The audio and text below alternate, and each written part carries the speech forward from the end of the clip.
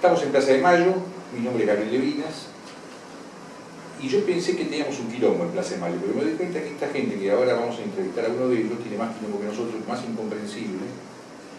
Son el topo erudito y el topo ilustrado. Acá con nosotros está el topo erudito, que tu nombre verdadero es... Tobias Schleier. Tobias Schleier. ¿Cómo se soporta llamarse Tobias de chiquito, en un colegio? Yo tenía un compañero Tobias, Sí, volvemos locos. No conocí a nadie que se llamara como yo durante mucho tiempo, en persona. Ah. Bien. ¿Y cómo eso forma la personalidad? Dicen que sí. Uno mismo no lo siente, pero dicen que sí. Bueno, y entonces me contabas que, contémoslo de nuevo, ¿cómo es la relación con el topo ilustrado, del topo erudito? Ya conocí a Cristian Turdera, que es el ilustrador del Topo Ilustrado, por Twitter. Nos conocimos, nos contactamos y decidimos hacer algo juntos. Pero antes de ser topo ilustrado era Turdera. Cristian Turdera es Cristian Turdera. Sí. Yo soy yo, que soy el que está detrás. Sí, esas dos personas a mí no me importan, a mí me importan los topos ahora. Estoy detrás del Topo Erudito. Sí. El Topo Erudito es una cuenta de, digamos, literatura breve, y además tiene un blog en Plaza de Mayo que recopila algunas de las frases breves de Twitter. Sí. Y bueno, decías que vos un día te encontraste con este hombre. Nos contactamos, yo conocía su trabajo de antes, pero nos contactamos en Twitter. ¿Cómo lo conocías? Porque Cristian es un ilustrador muy prestigioso, que ha publicado en todo el mundo y que tiene una obra muy interesante. A mí me interesa mucho lo que es el arte digital, y él se dedicó siempre al arte digital. Entonces me entusiasmaba mucho su trabajo. Lo conocí de inmediato, ninguno de los dos lo propuso y los dos a la vez lo propusimos, trabajar juntos.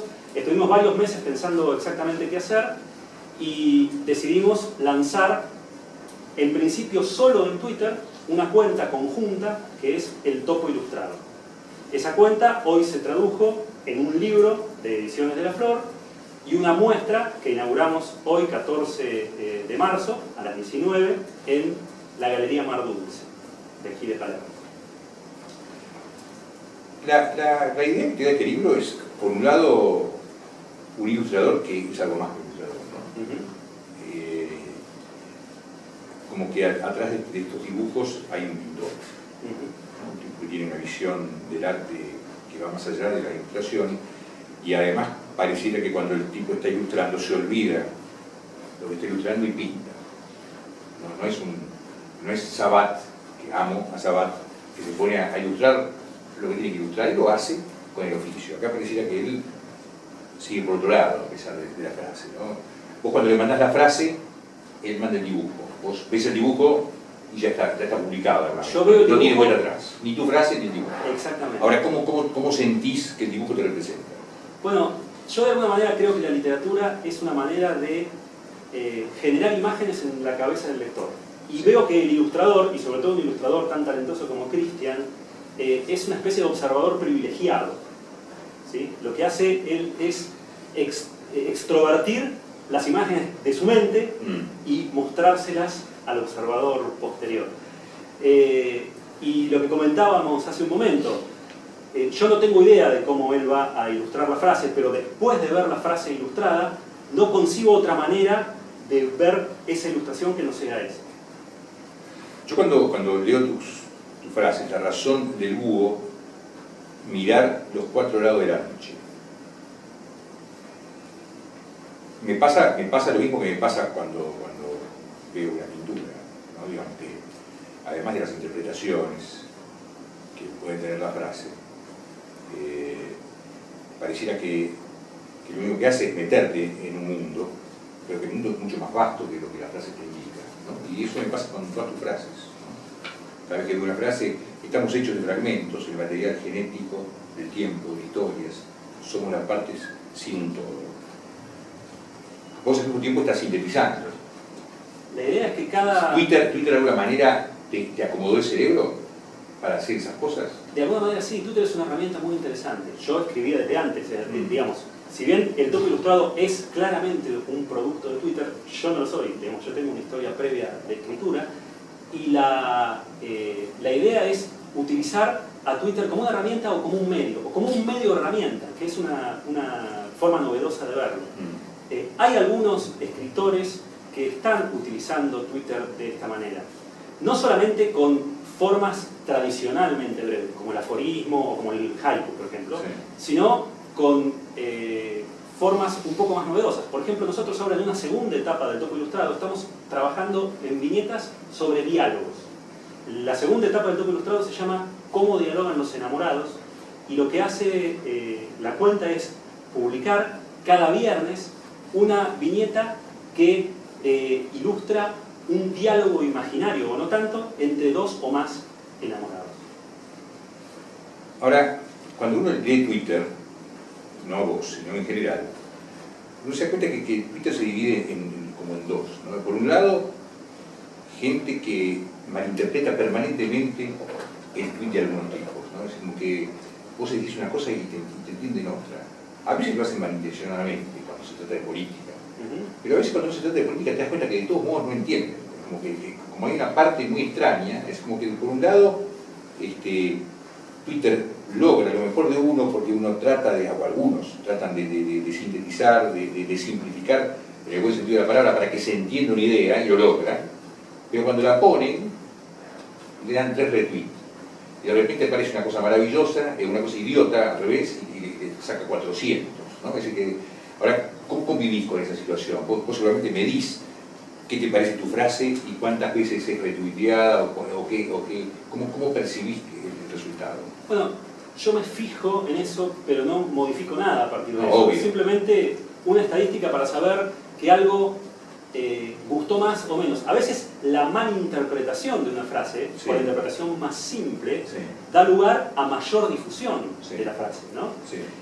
Pero también tiene que ver con esta idea de que, del sentido como una especie de cebolla, ¿no? Que uno puede ir sacándole capas. Uno ve la cebolla entera y la ve de una manera, ve la frase superficialmente y puede leer una cosa, pero yo creo que las frases más logradas son aquellas que tienen muchos sentidos en sentido concéntrico, ¿no? Muchos significados en sentido concéntrico. Que uno puede ir pelando... Cuando menos definir, más capacidad de interpretación tiene el otro, más posibilidades de interpretación tiene la frase. A veces sí, o a veces yo trato de orientar el significado hacia un lado y desconcertar al final hacia otro, digamos, ¿no? El factor sorpresa, pero el factor sorpresa que ocurre dentro de la mente del lector es bastante interesante. Contame una vez que haya sido muy mal interpretado. No, muchísimas veces. Una. A veces he puesto frases evidentemente de amor, sí, y se han interpretado de acuerdo con el contexto político. Por ejemplo, no recuerdo ninguna ahora, pero digamos, ha habido casos muy notorios de eso. Es como una especie de cola de paja de que lee, ¿no? De alguna manera, sí, porque uno pone lo que lee, pone mucho de uno también, ¿no? Sí. Creo que la obra en algún sentido la completa el lector, la obra literaria, ¿no? En algún sentido la completa el lector. Sí, por suerte las obras casi todas las hacen el artista, después la completa el lector. Tuvimos que depender de ellos. Y finalmente... Y ha pasado al revés también, de escribir una frase con un tinte un poco más político, sí, y que se interprete de una manera completamente abstracta, digamos, ¿no? Cuando decís, ya no basta con leer entre líneas, ahora hay que pensar entre ideas. A ver, ampliame. Bueno, empiezas una frase y ahora se me va una más, obvio. Claro, esa es un poco una de las clases de frases que utilizamos en el libro del Topo Ilustrado, que es una selección de todas las viñetas, ¿no? Sí, aquí hay 60 viñetas, y en la primera etapa el Topo Ilustrado tuvo 120 viñetas, y ahora en la segunda etapa va a tener 60 viñetas hasta fin de año de esa etapa, y luego habrá una tercera y las que existan. Pero este es un caso en donde se toma una frase existente y se la resignifica de alguna manera, ¿no? Se le da una vuelta de tuerca para tratar de significar una cosa distinta. Porque la segunda parte de la frase modifica de alguna manera el sentido de la primera. No solamente lo complementa, sino que lo modifica. Soy un alma atrapada en el cuerpo de un agnóstico. El alma ya es una cosa que el agnóstico describe, es una contradicción directa, ¿no? Sí. ¿Pero sentís eso?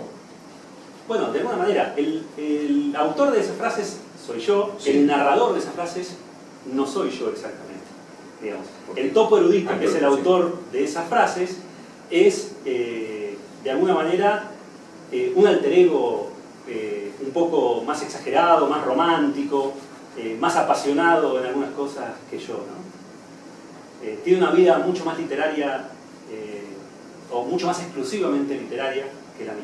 Sí, esta que yo la había leído y siempre me desconcertó un poco, porque no entendía bien qué significaba el miedo entonces para vos. Dice, el cuerpo se degrada, la mente se consume, solo crecen los miedos. Es como va pasando el tiempo y vos no aprendés nada. De alguna manera va pasando el tiempo y lo que cambia es el entorno, ¿no? Y nosotros... ¿Y realmente crece el miedo? En algunos aspectos yo supongo que sí. Soy bastante malo explicando los sentidos de mis propias frases, pero exprofeso, digamos, ¿no? Porque prefiero que los sentidos surjan del lector y tratar de no influirlo demasiado. Yo quiero aclarar que yo voy agarrando, sabiendo, porque aparte lo leo siempre, agarro cualquier página, porque yo sé que cualquier página es buena, lo digo en serio, eso para mí no lo puedo hacer siempre, esto es una cosa bastante inusual, que cualquier página sea buena, cualquier frase sea buena y cualquier dibujo sea bueno, ¿no? Es una... va a haber que igualar esto después, es más fácil seguir adelante con esta calidad. No hay como la noche para engaños, ni siquiera la primera estrella es una estrella. Ahí hay una serie de juegos, ¿no? Bueno, para empezar es cierto, la primera estrella no es una estrella. Para empezar es cierto, en segundo lugar se juega con la idea... A los burros de Twitter que van a mirar esta pared, porque la primera estrella no es una estrella porque es un planeta, la primera que sale es un planeta. Y hay un juego ahí con la idea de engaño y con la idea de Venus y con la idea de la sensualidad y con la idea de la feminidad y con la idea de la noche como material o como herramienta de ocultamiento universal, ¿no? Ahora, cuando mirás las imágenes, si bien las imágenes son siempre bárbaras, yo no encuentro alusiones muy directas a la frase. No la encuentro muy... ¿entendés? Hay casos que son mucho más lineales y hay casos que van mucho más allá. Ajá. Yo creo que el dibujo amplía el significado, se mete donde las palabras no pueden entrar. ¿Sí? Y eso es muy valioso. Estamos hechos de fragmentos de material genético, eso ya lo habíamos leído, y acá esta también me gustó mucho. Tiene un solo efecto, es perfecto. Eso es un juego típico, me hace acordar a la frase de las modelos que dice, mi gran defecto es que soy honesta. Claro. Me hace acordar ese tipo de razonamiento. Esa frase es muy breve, es muy simple, pero tiene una connotación bastante más profunda y además la ilustración de esa frase es muy significativa, muy importante. Además el libro tiene una cosa que es que el libro es bilingüe. Todas las frases son desde el comienzo en castellano. ¿Quién hizo la traducción? Yo. Ajá. No es una traducción en realidad. Yo prefiero decir que es una transcreación. Claro. No es una traducción literal, Entiendo. Sino que, si bien obviamente tiene un vínculo muy fuerte, sino que es una traducción o un aporte que tiene que ver con la idea de que los idiomas no son iguales y que hay cosas que se pueden decir en un idioma y no en otro.